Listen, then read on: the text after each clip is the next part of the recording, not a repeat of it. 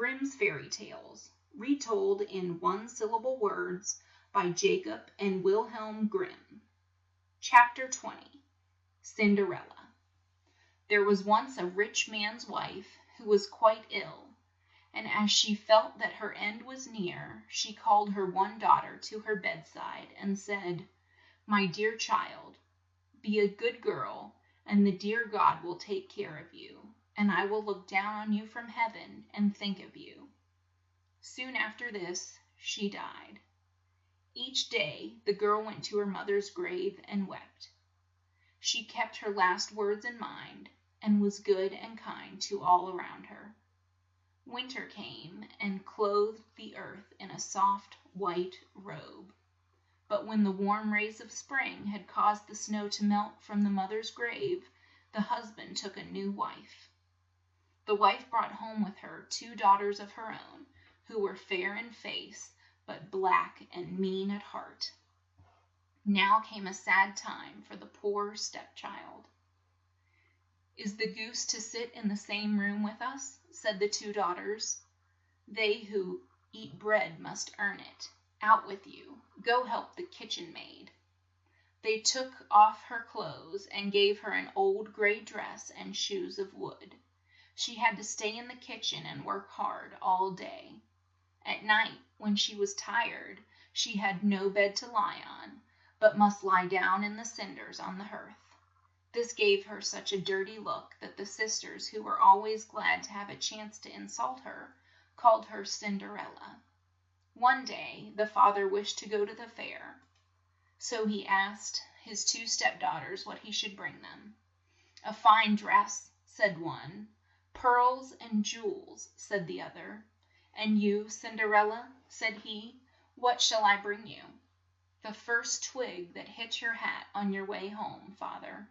Break off and bring to me," said she. So he brought the dress and the pearls for his stepdaughters, and on his way home, as he rode through a wood, a hazel bough struck his hat, and he broke it off and took it with him. Cinderella thanked him for the twig, and went at once to plant it on her mother's grave. The poor girl wept long, and her tears fell like water on the twig, so that it grew to a tree. 3 times a day Cinderella went to it to weep and pray, and each time a little white bird flew on the tree, and if she spoke a wish out loud, the bird threw down what she wished for. After a time it fell out that the king made up his mind to give a grand ball. It was to last 3 days, and all the fair young ladies of the land were asked to come, that the king's son might choose from them a bride. When the 2 stepsisters heard that they might go, they were glad. They called Cinderella and said, "Comb our hair, brush our shoes, and hook our gowns, for we are to go to the ball at the king's palace." Cinderella did as they told her, but wept to think that she too could not go to the ball. She asked her stepmother to let her go with them, but the stepmother mocked her and said, "You, Cinderella, black with dirt and soot, you have no clothes or shoes, and how can you dance?" But Cinderella still begged to be let go. So at last the stepmother said, "I have just thrown a dish of flaxseed into the ashes. If you will have it all picked out in 2 hours, you may go with them." Then Cinderella ran out at the back door into the garden and called out, "You tame doves and all you birds of the air, come and help me pick up the seeds. Put the good ones in the pot and the bad ones in your crop." Then there flew in at the kitchen window 2 white doves, and then all the birds of the air came chirping in down upon the ashes. They then began to pick, pick, pick, and soon all the good seeds were gathered in the dish. With great joy Cinderella took the dish to her stepmother. But the stepmother said, "No, Cinderella, you have no clothes, and you do not know how to dance. All would laugh at you." Still Cinderella cried and begged to go, and at last the stepmother said, "I will throw twice as much flaxseed in the ashes, and if you have it all picked up in 1 hour, I will let you go." But she thought to herself, "She cannot do that." The birds again helped Cinderella, and the seed was all picked up in half an hour.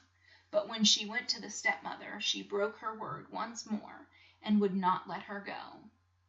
When the two proud sisters and their mother had gone to the ball, Cinderella went out to her mother's grave and sat down under the hazel tree and cried, "Rustle and shake, dear little tree, gold and silver throw over me." Then the bird threw down a dress of gold and silver and a pair of small silk slippers worked with silver. These Cinderella put on in great haste, and then she went to the ball. Her stepmother and sisters did not know her, and thought it must be some strange princess, so grand did she look in her fine dress. The prince met her as she came in, and led her through the dance, nor would he dance with any one else all the evening. When it grew late, and she wished to go home, the prince said, "I will go with you, and see you safe," for he wished to find out to whom she belonged. They reached a hen house, and Cinderella sprang into it, so the prince waited till her father came home. He told him a strange maiden had run into the pigeon house, and an axe was brought to break into the house, but no one was there. When they came to the house, there lay Cinderella in her dirty frock, for she had jumped out of the hen house on the far side, and run to the hazel tree, where she had left her fine dress for the bird to take away. The next day, Cinderella went to the tree again, when the stepmother and sisters had gone to the ball, and a dress more grand and rich than the first was thrown down to her. The prince danced with her again all the evening. When she went home, he followed her, but when she reached a pear tree that grew near her father's house, he lost sight of her. When the father came home, the prince told him that the strange maiden had again fled from him, and that he thought she was in the pear tree. The father thought, could it have been Cinderella? He cut down the tree with an axe, but no one was to be found. When they went into the house, Cinderella was in her place, for she had sprung down on the far side of the pear tree, left her fine dress with the bird, and put on her old gray frock. On the third day she went again to the ball. This time the bird threw down the most splendid dress of all, and the slippers were of pure gold. The prince danced only with Cinderella, and when the time came to leave he would have gone with her, but she ran with such speed that he could not keep up with her. But the prince had the steps spread with pitch, in hopes to catch the strange maiden, and as Cinderella ran, her left slipper stuck to the pitch and came off. The prince picked it up and saw that it was small and of pure gold. The next day he went to Cinderella's father and said, "My bride shall be the one whose foot this slipper fits." The two sisters were glad when they heard this, for they had small feet. The elder one took the slipper first, and went to her room to try it on, but she could not get her big toe into it. The mother, who stood by, said, "Cut off your toe, for when you are queen you will not need to go on foot." The daughter cut off her toe, squeezed her foot into the slipper, and hiding her pain, went down to the prince. Then he placed her as his bride upon his horse and rode off. But as they passed the grave of Cinderella's mother, two white doves sat on the hazel tree and cried, "Turn and look, turn and look. There's blood upon the shoe. The shoe's too small, and she behind is not the bride for you."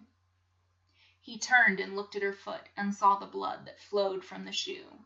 He turned his horse at once, and took the false bride home, saying she was not the right one, that the other sister must try the slipper on. The younger one took it to her room, and to her joy her toes went in, but she could not get the slipper over her heel. The mother said, "Cut off a piece of your heel, for when you are queen you need not go on foot." The daughter did so, squeezed her foot into the slipper, and went down to the prince. Then he put her upon his horse as his bride, and rode off. But they too must pass the hazel tree, where the two doves sat. Again they cried, "Turn and look, turn and look. There's blood upon the shoe. The shoe's too small, and she behind is not the bride for you." He looked down at her foot, and saw that the blood was trickling from her shoe. He turned his horse once more, and brought the false bride home. "This is not the right one," he said to the father. "Have you no other daughter?"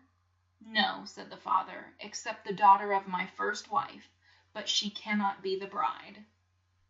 The prince asked to see her, but the stepmother said, "Oh, no, she is much too dirty. I dare not let her be seen." But the prince would have his way, and Cinderella was called. She washed her hands and face, and went in, bowing to the prince, who gave her the gold slipper. She sat down and put on the slipper, which was a perfect fit for her. The prince looked in her face and saw that she was the fair maiden with whom he had danced, so he said, "This is my true bride." The stepmother and two sisters turned white with rage, but the prince took Cinderella upon his horse and rode off. As they came to the hazel tree, the two white doves cried, "Turn and look, turn and look, there's no blood upon the shoe. It fits so nice, and she behind is the rightful bride for you." Cinderella and the prince were soon married, and all went well with them to the end of their lives. End of chapter 20. Cinderella.